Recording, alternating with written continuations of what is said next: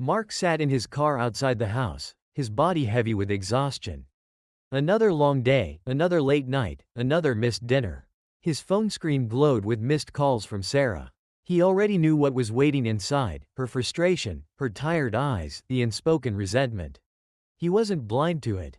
He knew she was overwhelmed, that the kids missed him. But what was he supposed to do? Bills didn't pay themselves. The mortgage, school fees, medical expenses, they all depended on him showing up, working harder, pushing through. There was no room for failure. Walking inside, he was met with silence. The house was dim, the kitchen sink full of dishes. Sarah sat at the table, arms crossed, waiting. He sighed, already bracing for the conversation he had no energy left for. "You're never here, Mark," she said, her voice weary. "The kids barely see you. I barely see you." Her words stung, but what could he say? He wanted to be home. He wanted to have dinner with his family, read bedtime stories to the kids, take Sunday walks in the park. But reality wasn't that simple. "I don't have a choice, Sarah," he finally said. "If I don't work this hard, how do we afford everything? I do this for us." Nobody ever talked about what it meant to be the provider. The sleepless nights worrying about job security. The pressure to succeed, to keep up with rising expenses, to ensure his family never had to struggle. Sarah was exhausted, but so was he. Every hour he spent away from home wasn't because he wanted to, it was because he had to. Cutting back wasn't an option. Working less meant risking their stability.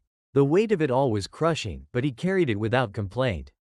The next morning, Sarah didn't argue. She looked at him differently, as if seeing for the first time how much he carried. The long hours weren't about avoiding them, they were about protecting them. She packed his lunch with a small note, "We appreciate you." And later that night, instead of bringing up his absence, she simply said, "I know you're doing your best." The kids, too, started waiting for him at the door when he got home, hugging him tight instead of asking why he was late.